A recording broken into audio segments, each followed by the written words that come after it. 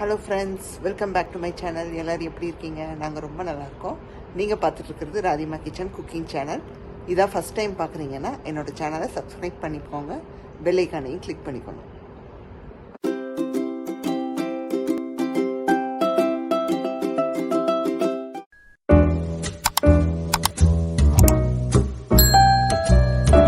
சூப்பராக பிளேட்டிங் பண்ணியாச்சுங்க. நான் வந்து பார்த்திங்கன்னா கட்லெட் ஷேப்லேயும் போட்டிருக்கேன், இந்த ஷேப்லேயும் போட்டிருக்கேன்.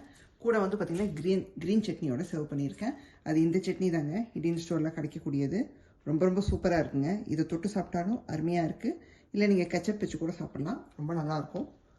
ஸோ எப்படி வந்திருக்குன்னு காமிக்கிறேன் உங்களுக்கு. பாருங்கள் எவ்வளோ சூப்பராக இருக்குன்னு. நல்லா ஜூஸியாக இருக்கும். ஸோ கண்டிப்பாக நீங்களும் வீட்டில் ட்ரை பண்ணி பாருங்கள். ரொம்ப ரொம்ப அருமையாக வந்திருக்கு. நான் சொன்ன ரெசிபி என்னன்னு பார்த்தீங்கன்னா சிக்கன் ஷீக் கபாப்ங்க. போன்லெஸ் சிக்கனை வச்சு சூப்பராக பண்ண போகிறோம். வாங்க எப்படி பண்ணலாம், என்னெல்லாம் தேவைன்னு பார்த்தரலாம். வீடியோவை ஸ்கிப் பண்ணாமல் பாருங்கள். பண்ணக்கூடிய அந்த சிக்கன் ஷீக் கபாப்க்கு வந்து பார்த்திங்கன்னா முதல்ல மேரினேஷன் பண்ணி வச்சிடணுங்க. ஒரு 1 ஹவருக்கு நல்லா வந்து மேரினேட் ஆகணும். அதுக்கப்புறமா தான் நம்ம அடுத்த ஸ்டெப்புக்கு போகணும். ஸோ அதுக்கு மேரினேஷனுக்கு என்னெல்லாம் தேவைன்னு பார்த்துடலாங்க. ஸோ நான் வந்து பார்த்திங்கன்னா ஒரு 3/4 கிலோ இருக்குங்க. இது கிட்டத்தட்ட அந்த அளவுக்கு இந்த மின்ஸ்டு சிக்கன் இருக்கும். நான் ஃப்ரெஷ்ஷாக வீட்லேயே வந்து என்கிட்ட போன்லெஸ் சிக்கன் அந்த பிரெஸ்ட் இருந்துச்சு, ஹோல் சிக்கன்லேருந்து எடுத்தது. அப்படியே நான் மிக்சியில் போட்டு அதை க்யூப்ஸாக கட் பண்ணி மிக்சியில் போட்டு நல்லா இந்த மாதிரி எடுத்து வச்சுருக்கேன். நீங்கள் கடையில் கிடைச்சாலும் ஓகே தான். நல்லா இந்த மாதிரி வாங்கி வச்சுக்கோங்க, க்ளீன் பண்ணியும் வச்சுக்கோங்க. இப்போ இதில் என்னெல்லாம் சேர்க்க போகிறோம் அப்படின்னு பார்த்தீங்கன்னா, ஃபஸ்ட்டு வந்து பார்த்தீங்கன்னா வெங்காயம், கொத்தமல்லி, புதினா, பச்சை மிளகாய். வெங்காயம் வந்து பார்த்தீங்கன்னா ஒரு பெரிய வெங்காயங்க, நல்லா 2 வெங்காயம் சேர்த்தா ஒரு வெங்காயமாக இருக்கும். அந்த பெரிய வெங்காயத்தில் 3/4 நான் வந்து பொடியாக கட் பண்ணிக்கிட்டேன். ஃபுல்லாக எடுத்துக்கல, ஒரு 1/4 வச்சுட்டேன். ஒரு 3/4 நல்லா பொடியாக வெட்டிக்கணுங்க. அப்போ தான் நமக்கு இந்த மேரினேஷனில் போய் அது செட் ஆகி நம்ம குக் பண்ணி எடுக்கிறதுக்கு வசதியாக இருக்கும். அப்புறம் கொத்தமல்லி பார்த்தீங்கன்னா சும்மா ஒரு 2 ஸ்பூனுக்கு வர மாதிரி நல்லா பொடியாக நறுக்கி வச்சுக்கோங்க. புதினா 1 ஸ்பூனுக்கு வர அளவு தான் இருக்கணும், ரொம்ப அதிகமாக எடுத்துடக்கூடாது. அப்புறம் பச்சை மிளகாய் வந்து பார்த்தீங்கன்னா ஒரு 5 பச்சை மிளகாய் எடுத்து நல்லா துக்களாக கட் பண்ணி வச்சுக்கோங்க. ஸோ தட் உங்களுக்கு காரம் வந்து சட்டுன்னு வாயில படும்போது தெரியாது. அதனால பொடியாக இந்த மாதிரி நல்லா கட் பண்ணி வச்சுக்கோங்க. இப்போ நம்ம எடுத்து வச்சிருக்கிற வெங்காயத்தை உள்ள சேர்த்துடலாங்க. நல்லா ஃபைன் சாப்பாக பண்ணிக்கோங்க, அப்போதான் நல்லா இருக்கும். அடுத்தது பச்சை மிளகா, கொஞ்சமாக புதினா, கொஞ்சமாக கொத்தமல்லி. இது கூட வேற என்ன சேர்க்குறோன்னு பார்த்தீங்கன்னா மஞ்சத்தூள் 1/2 டீஸ்பூனுக்கு சேர்க்குறோம். நீங்கள் எந்த அளவுக்கு சிக்கன் எடுக்கிறீங்களோ பார்த்து அதுக்கான அளவு சேர்த்துக்கோங்க. அடுத்தது பார்த்தீங்கன்னா கரம் மசாலா ஒரு 1/2 டீஸ்பூன். அடுத்தது சீரகத்தூள் ஒரு 1/2 டீஸ்பூன். அடுத்தது மிளகாத்தூள். எந்தில் மிளகா தனியா ரெண்டும் கலந்துருக்குங்க. நான் 1 டீஸ்பூனுக்கு எடுத்திருக்கேன். இல்லை ஸ்பைஸுக்கு தக்கன மாதிரி தான் நம்ம சேர்க்குறோம். அப்புறம் பார்த்தீங்கன்னா உப்பு தேவையான அளவு. இதை பெசரிட்டு ஃபைனலாக ஒரு 2 டீஸ்பூனுக்கு எண்ணெய் சேர்க்குறோங்க.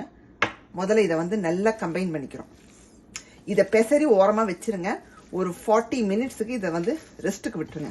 அப்போ தான் நமக்கு வந்து நல்ல மசாலா எல்லாம் ஒன்று சேரி சூப்பராக இருக்கும். மசாலா எல்லாம் சேர்ந்து வெங்காயம் எல்லாம் சேர்ந்து கலந்து விட்டாச்சு. இப்போ ஃபைனலாக வந்து எண்ணெய் சேர்க்குறோம். சும்மா ஒரு 2 டீஸ்பூனுக்கு நான் சேர்க்குறேன், அவ்வளோதான். இதையும் சேர்த்து நல்லா கலந்து விட்டுறலாங்க.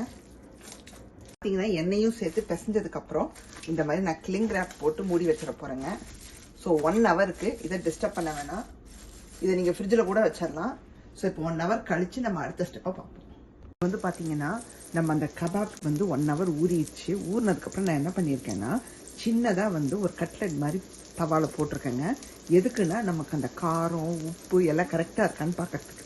ஏன்னா அது ஒரு வாட்டி இந்த மாதிரி சாம்பிள் போட்டு செக் பண்ணிவிட்டு எதாவது பத்தலைன்னா நம்ம ஆட் பண்ணிக்கலாம். அதுக்கப்புறமா நம்ம கபாப்பாக பண்ணி எடுத்தோன்னா கரெக்டாக இருக்கும். உங்களுக்கு வந்து ஒன்று சொல்ல மறந்துட்டேங்க. இஞ்சி பூண்டு விழுது 1 டீஸ்பூனுக்கு ஆட் பண்ணிக்கணும். நான் வந்து மறந்துட்டேன். அப்புறம் லேட்டராக நான் ஆட் பண்ணி திரும்பவும் மிக்ஸ் பண்ணிவிட்டு ஃப்ரிட்ஜில் வச்சுட்டேன். ஸோ உங்கள்கிட்ட சொல்லணுன்னு தான் மறக்காமல் சொல்லிட்டேன். ஸோ நீங்களும் வந்து மறக்காமல் அதை ஆட் பண்ணிக்கோங்க. அது ஃபஸ்ட்டே ஆட் பண்ணிடுவோம், பட் நான் மறந்துட்டனால ஆஃப்டர் தட் நான் ஆட் பண்ணி மிக்ஸ் பண்ணி வச்சுட்டேன். இப்போது கட்லெட் மாதிரி போட்டு பார்த்தது கரெக்டாக இருக்குங்க. இப்போ என்ன பண்ண போகிறோன்னா கபாப் மாதிரி நம்ம பிடிச்சிக்க போகிறோம்.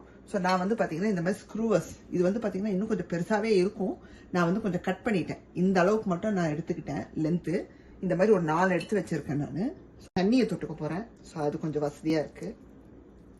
ஸோ நல்லா இது பண்ணிக்கலாங்க. நம்ம கொஞ்சம் ஃப்ளாட்டாக தான் பண்ண போகிறோம். ஸோ இன்னும் கொஞ்சம் உருண்டையும் எடுத்துக்கலாம். பத்தலை எனக்கு. இதை வந்து கொஞ்சம் ஃப்ளாட்டாக தாங்க பண்ண போகிறோம். அப்போ தான் வந்து நமக்கு நல்லா வெந்து வரும். இதை பண்ணி ஒரு பிளேட்டில் வச்சிடலாங்க. இதோ இந்த மாதிரி நம்ம பண்ணி ஒரு பிளேட்டில் வச்சிடலாம். ஒன்றொன்னா வச்சிடலாங்க. கொஞ்சம் எண்ணெய் விட்டுக்கலாம்.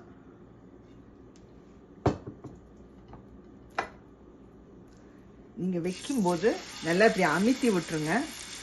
நமக்கு அப்போ தான் வந்து எல்லா பக்கமும் மொத்தமாக வந்து வெந்து வரும்.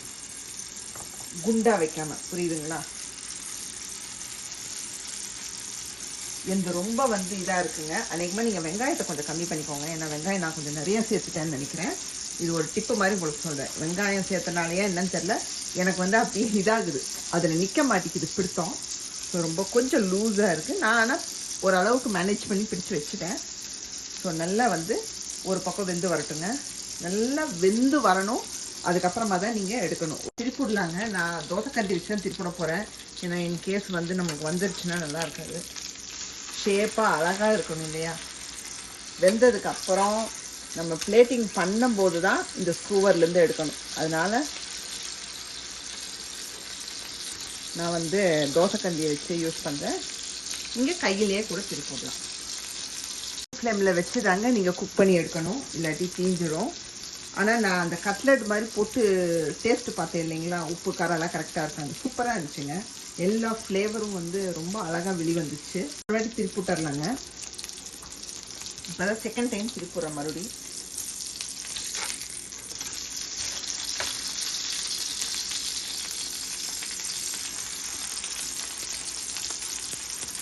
நமக்கு எந்த சைடு ஆகலையோ அதை கொஞ்சம் மிடில் கொண்டு வந்துடுங்க. இந்த மாதிரி மாற்றி கூட வச்சுக்கோங்க. நீங்கள் உங்கள் சைடில் எல்லாம் வேகணும் இல்லையா? அப்போ என்ன பண்ணுங்கள், கொஞ்சம் நேரம் கழித்து இப்படி நிற்க வச்சுக்கோங்க. இப்படி இப்படியே வச்சுக்கிட்டிங்கன்னா உங்களுக்கு அந்த சைடும் வந்துடும். ஸோ அடுத்து நம்ம ஃபுல்லாக ஆனதுக்கப்புறம் பார்க்கலாம். சூப்பராக ரெடி ஆயிடுச்சு. பிளேட்டில் எடுத்து வச்சிடலாங்க.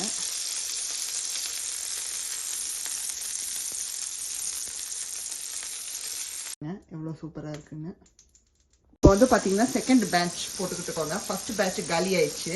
என் ஹஸ்பண்ட் வந்து சூப்பராக இருக்குன்னாரு. அவரும் ஒரே ஒரு கமெண்ட் சொன்னார், வெங்காயம் மட்டும் கொஞ்சம் குறைச்சிருக்கணும், மற்றபடி டேஸ்ட் வந்து சூப்பராக வந்திருக்குன்னாருங்க. ஸோ கண்டிப்பாக ட்ரை பண்ணி பாருங்கள். அப்புறம் சைஸ் வந்து சின்னதாக போட சொன்னார்.